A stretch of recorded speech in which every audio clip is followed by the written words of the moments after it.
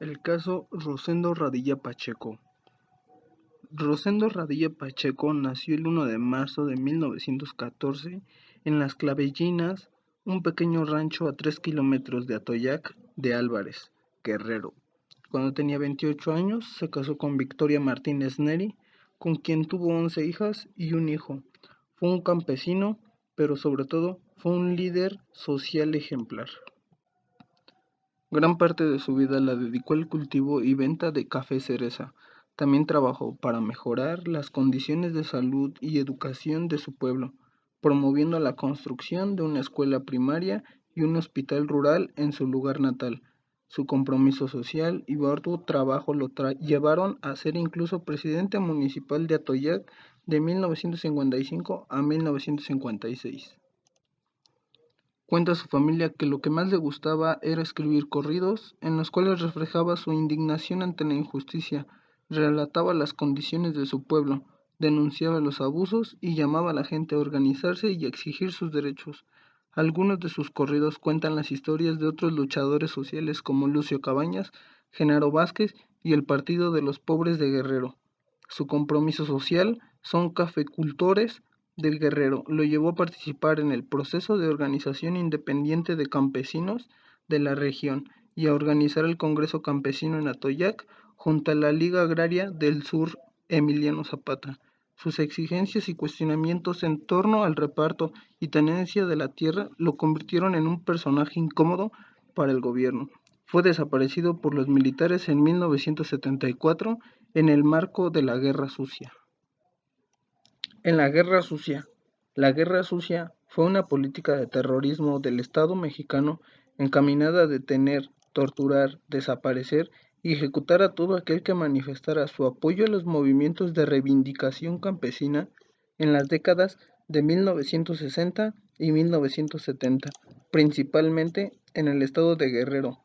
Durante esos años, cientos de activistas sociales fueron víctimas de tortura, ejecuciones y desaparición forzada. Estas violaciones a los derechos humanos continúan en total impunidad. La detención y desaparición de Rosendo Radilla Pacheco.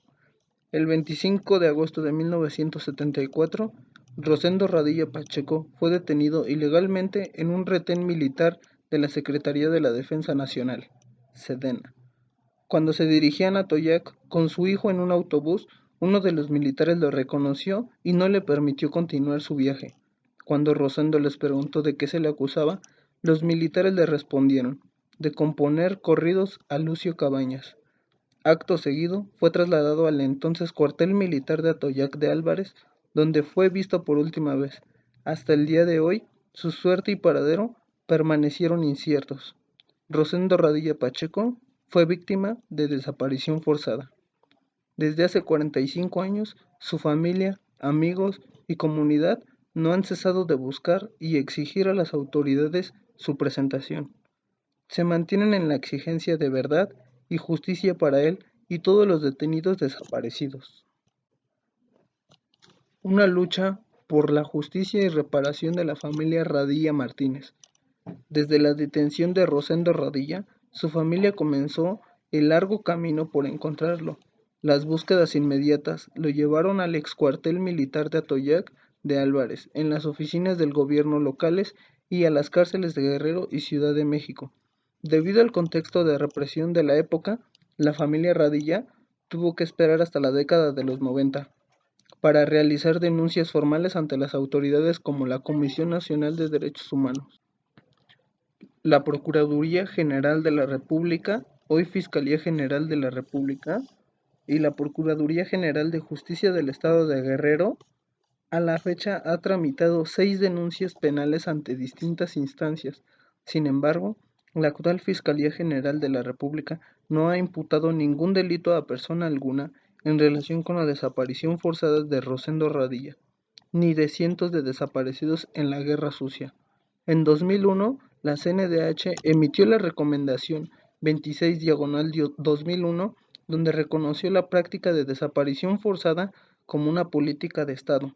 Ese mismo año se creó una Fiscalía Especial para investigar crímenes del gobierno contra personas luchadoras sociales. que investigaría los 532 casos acreditados de personas detenidas y desaparecidas en México durante la Guerra Sucia, entre ellos el del señor Radilla. Sin embargo, la FEMOST fue desintegrada en 2005 sin haber cumplido el objetivo para el que fue creada. FEMOPS 2001 al 2005, Fiscalía Especial para Movimientos Sociales y Políticos del Pasado. Sentencia de la Corte Interamericana de Derechos Humanos. Ante la reiterada negativa de las autoridades mexicanas para resolver el caso Rosendo Radilla, sus familiares, la Asociación de Familiares de Detenidos Desaparecidos y Víctimas de Violaciones de Derechos Humanos en México y la Comisión Mexicana de Defensa y Promoción de los Derechos Humanos llevaron el caso ante el Sistema Interamericano de Derechos Humanos. El Estado mexicano tuvo la oportunidad de hacer justicia en el presente caso, pues en agosto del 2005 la Fiscalía Especial consignó el caso por privación ilegal de la libertad en su modalidad de plagio o secuestro al juez civil. Sin embargo, el proceso fue llevado ante la justicia militar con base en la resolución de la propia justicia civil. Los representantes interpusieron una demanda de amparo en contra de dicha resolución, la cual fue desechada arguyendo que las víctimas no podían recurrir al amparo para impugnar la competencia de los tribunales militares. La causa penal seguida en la jurisdicción militar en contra del inculpado se sobreseyó dado el fallecimiento del procesado. Ante la falta de respuesta por parte del Estado mexicano, el 15 de noviembre de 2001 se presentó el caso ante la Comisión Interamericana de Derechos Humanos. Tras sostener una audiencia pública sobre admisibilidad del caso el 21 de octubre del 2004, la CIDH emitió el informe de admisibilidad número 65/05 el 12 de octubre de 2005. El 27 de julio de 2007, durante su 128 periodo ordinario de sesiones, la CIDH consideró las posiciones de las partes y aprobó el informe de fondo número 60/07, de conformidad con el artículo 50 de la Convención Americana sobre Derechos Humanos. Por falta de respuesta efectiva del Estado mexicano al cumplimiento de las recomendaciones emitidas en dicho informe de fondo, el 15 de marzo de 2008, la CIDH demandó al Estado mexicano ante la Corte Interamericana de Derechos Humanos por la violación al derecho al reconocimiento de personalidad jurídica, derecho a la vida, derecho a la integridad personal, derecho a la libertad personal, derecho a las garantías judiciales y derecho a la protección judicial en conexión con la obligación de respetar los derechos. Todos estos derechos consagrados en la Convención Americana sobre Derechos Humanos. Por su parte, los representantes de las víctimas demandaron al Estado mexicano, no solo por los derechos consagrados en la Convención Americana, sino también por las violaciones a la Convención Interamericana de Desaparición Forzada. El 6 de julio de 2009 se llevó a cabo la audiencia ante la Corte Interamericana de Derechos Humanos. El 23 de noviembre de 2009, la Corte IDH emitió la sentencia sobre el caso, condenando al Estado mexicano por graves violaciones a los derechos humanos. Actualmente, los peticionarios del caso se encuentran en el periodo de cumplimiento de la sentencia referida.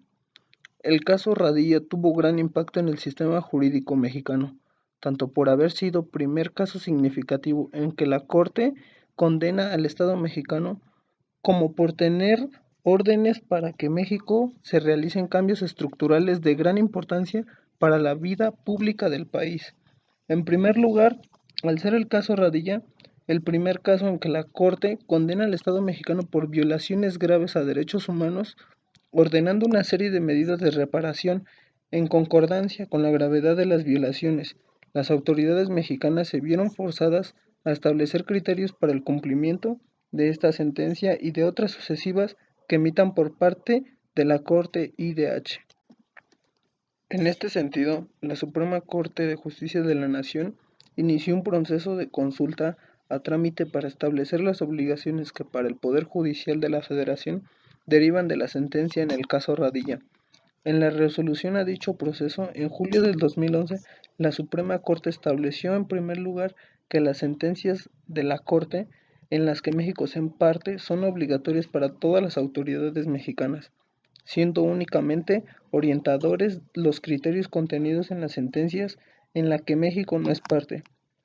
Asimismo, siguiendo los criterios establecidos por la Corte, la Suprema Corte estableció que todos los jueces mexicanos en el ámbito de su competencia están facultados para hacer un control de convencionalidad, esto es, aplicar tratados internacionales de derechos humanos en los casos que conocen, aun en perjuicio de la legislación mexicana. Como consecuencia, y toda vez en la interpretación sobre derechos humanos, debe tenerse en cuenta tanto el Tratado Internacional como la Constitución. La Suprema Corte en esta resolución aceptó que todos los jueces mexicanos están facultados para analizar y compatibilidad de una ley o acto con la Constitución y tratados internacionales. Por otra parte, a raíz del caso Radilla, se han originado varios cambios estructurales que fueron ordenados en la misma sentencia de la Corte. En la misma resolución de julio de 2011, la Suprema Corte estableció que los jueces militares no eran competentes para juzgar a militares acusados de violar derechos humanos, ordenando que dichos casos sean tomados a la justicia ordinaria federal. En otra resolución de noviembre de 2011, la Suprema Corte estableció por primera vez la inaplicabilidad de la reserva de averiguaciones previas en casos de violaciones graves a derechos humanos, en cumplimiento a lo establecido en la Ley Federal de Transparencia y Acceso a la Información Pública Gubernamental. Por ello, la averiguación previa del caso Radilla es información pública a la que toda persona tiene derecho a tener acceso. El caso Radilla también resulta paradigmático en el derecho mexicano, por establecer la obligación de adoptar estándares de derecho internacional en relación a la investigación y sanción de la desaparición forzada, aunque la reforma respectiva en relación a dicho delito está también pendiente en el Congreso Federal. Es de esperarse que las autoridades tomen en cuenta los criterios establecidos en la sentencia del caso Radilla para enjuiciar a los responsables de desaparición forzada.